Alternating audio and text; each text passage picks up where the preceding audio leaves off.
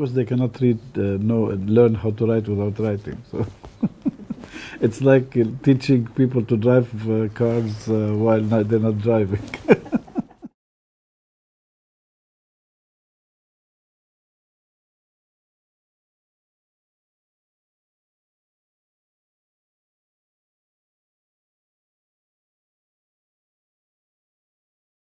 We're finding that there are schools who have a language policy which says that science has to be taught in English, and you cannot use any Arabic when you're teaching science. However, in one of the schools, and this is one of the things that we found out, we videotape the teacher. She's using English all the time. And she gives she's talking about acids, and she gives an example of pickles, and the students were struggling. What's pickles? And then she would use the word in Arabic, and she said cucumber. Nobody knew what this was, and she started using words, and the students were very confused actually. And then one of the students says kabis, which is the pickles in Arabic. And there was a whole discussion about acids and how you prepare acids so that you have pickles and so on. So the fluency, we called it the fluency of the argument was much higher when students were allowed to use a mixture of Arabic and English. Now, we took this to the principal of the school. We gave her this as an example. She allowed the teachers to start using Arabic with them. She even put together the teachers, the English teachers, the Arabic teachers, and the science teachers, so that they come up with a strategy of how to really help the students. There is a lot of money put now in the Arab world to translate textbooks and so on into, for example, Dahran School, which is a non-profit school in Saudi Arabia run by a family that's very philanthropic. They translate English education books, reference books into Arabic. And they're doing a wonderful job. For our students, if our students read something in Arabic in science, they wouldn't understand it because they don't know the terminology. We're finding now actually that language issues are extremely important. Now we're trying to compare in our multilingual project, we're trying to compare using the activity theory. Angstrom, we're using to compare schools. What are the different factors in, let's say, public schools, in private but low socioeconomic status, private middle socioeconomic, and private high what are the variables that typically lead to success in science as related to the language.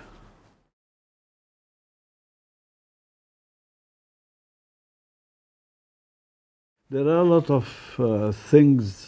issues that are mature in the USA, or in the UK or in Europe. They have been studied and studied and studied. And whatever you do here, it's not going to be innovative enough to be accepted in a journal. And therefore, you have to find a niche. And a niche which really is interesting to journals, meaningful to you here, and innovative. I started doing things related to, for example, evolution. And the reason was that, this is a context that's different from the USA, different from Europe, in that we have Muslims and Christians, and therefore you can look at how students think about evolution in a very different context. But it is, I think, useful for journals in the West, because more and more they have diverse populations. From there on, I started seeing how to introduce language as a factor in the studies that I do, because I thought it's very useful to Lebanon, but at the same time, it's giving a different perspective.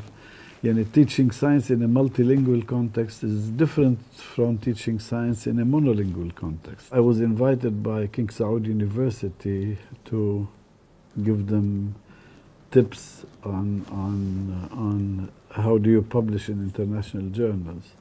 The way I did it is that I took a number of my published articles and started thinking, actually I wasn't thinking about them in a systematic way, started thinking, what are the characteristics of those articles that I was able to publish. I think I found that the first one is where you have cultural issues like religion is a factor. The second is methodological articles. Articles in which I used an innovative methodology to do the analysis. I had to be very pragmatic in that AUB wants me to publish in high-quality journals in English, and therefore I have to do it. But I don't find that this is different from the US. In the US, or this is my experience in the US, you have to do quality research that's published in journals. It's not, it's different, but still can be done if you really put your mind to it.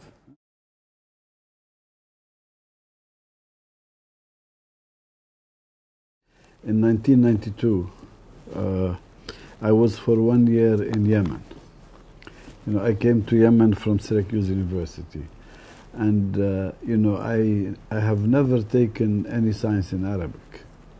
Even the technical terms, I didn't know them in Arabic. But the fact that I was working in an Arab country where science is taught in Arabic, and the fact that I've learned, how to write in Arabic long ago, that's where I started learning how to write science education in Arabic, because you need the terminology, you need the technical terms, and so on. Another situation which helped me was working in Egypt. I also was for 1 year that's in 2000. I was for 1 year in Egypt, where all the training was done in Arabic, and therefore writing technical manuals in Arabic also was something that I learned to do but it always, starts with the thinking is done in English, and then you transform it into Arabic. This is how even the lab manual, the technical manuals, training manuals were done. We would think about them and write them in English, and then rewrite them in Arabic. I think the discipline is in Lebanon. For me, it is the Anglo-Saxon, whether it's UK and the USA. But I've worked with colleagues at Université Saint-Joseph, and I find that the traditions, the French traditions, are very different. And even the theoretical frameworks are different, especially the French are very different. The literature in science education is very different. At AUB, at least for me and for my colleagues, we're more in the American/English tradition. Because even in Europe, the English tradition of science education is very different from France and Germany. Very different. The theories they research, sometimes there is a crossover, but they're too different. Nowadays, organizations that are helping in really bridging those things together. For example, in the USA, there is an association for science educators called National Association for Research in Science Teaching. It's almost more than 100 years old. And this is the major association that organizes conference and so on. And more nowadays, 35% of the membership is international. only about 20 years ago, a similar association was started in Europe, which is called European Science Education Research Association. Now Americans are coming to this, and therefore they're being exposed to what's going on in Europe. 20 years ago, nobody knew what was going on in Europe. Nowadays, at least they know. So hopefully it will not head a homogenize, they do not become homogeneous, because the traditions are different, and I think both are important.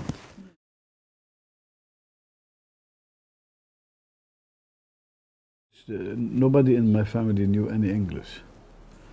You know, my dad and my mom are, you know, they had low, like the first, what we call here, the grade 6 certificate. They knew Arabic, but everything that I learned about English was at school. And this is, I think, I didn't have the support of the family in terms of learning languages. And even my older siblings only one went to an English school, the others went to French school. So everything that I learned in English was learned at school. And I think the quality of the teaching was very good. Both English and Arabic were important for the school, and therefore the development of writing the focus was on both, on the writing of Arabic and writing of English. You know, I do not remember much about how I was taught to write in Arabic, because I don't think there was a specific type of activities that we were, you know, typically they would tell you use flowery language, you know, be as flowery as possible, and so on.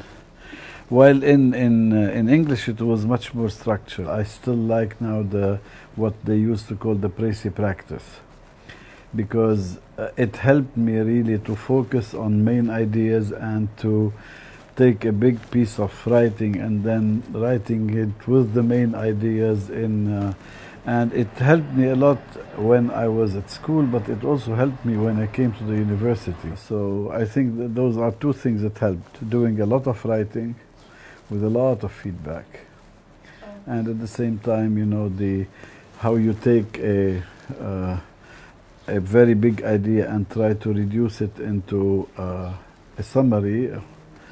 I don't know actually what the meaning of précis is, but in my mind it's like a very meaningful summary that includes all the main ideas.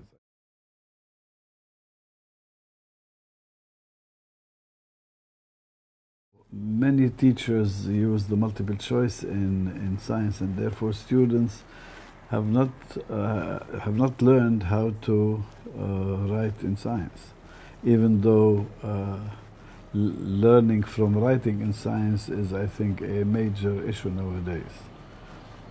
Writing to learn in science, not only reading to learn. You know, there is a lot of research on the topic on how you write to learn science, rather than, because that's where you learn arguments and you learn how to structure the way you want to present things. You know, many of the theorists say that when you're writing, actually, it's first of all you're expressing your ideas and then you're communicating to an audience.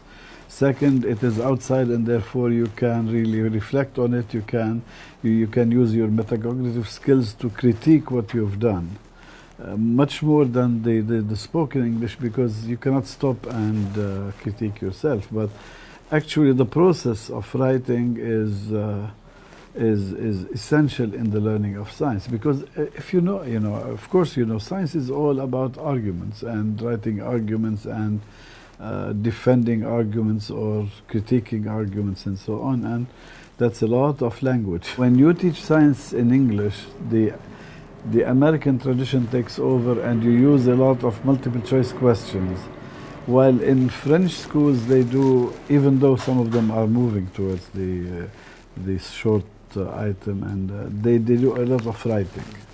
So writing even in science. So, you know, they have, for example, the French system is known for analysis of documents. So they give them a document that describes something scientific, and then they have questions that are related to this, to analyze it, to get information from it, to relate ideas and so on. This is a very well-known French approach.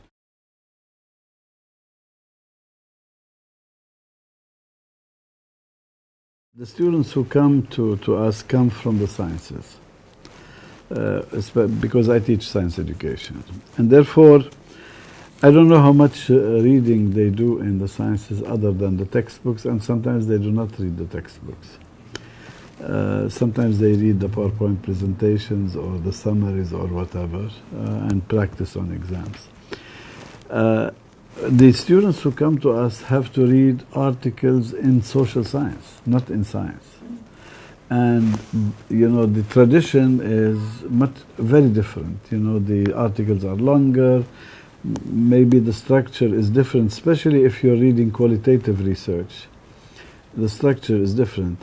And you find that the students do not understand the paper. I'm preparing those students to write a thesis. And there needs to be some structure in the writing. But by doing meaningful writing and writing that is guided with a lot of feedback, I think they learn how to do it.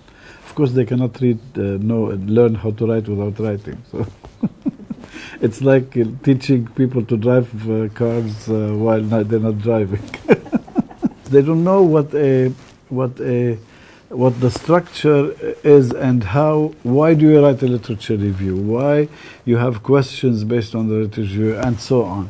And therefore, for them to be able to read first and understand the reading, you have to ensure that they know the structure.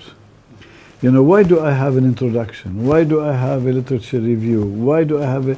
You know, we assume that they know it, but they do not. Probably they've read a lot of articles, but I don't think that many of those who come to us know this type of thing.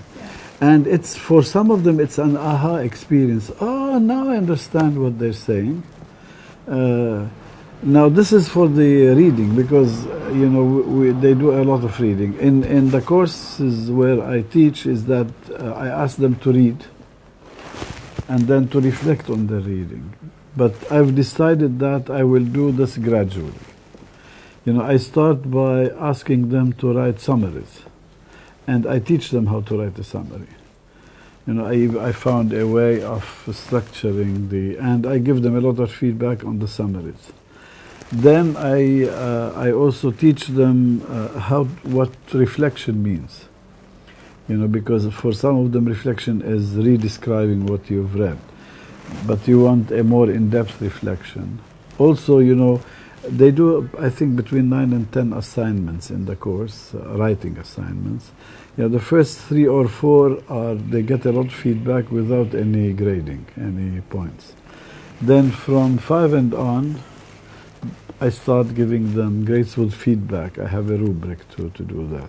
I find that this is very useful in that it has, you know, it gives them the idea of how do you write a literature review, because you're doing a summary, and I differentiate a lot between a literature review and an annotated bibliography, because many of our students think that an annotated bibliography is a literature review. There's no argument. You just summarize, and then say, but you know, you have to argue in it. So they learn how to do that.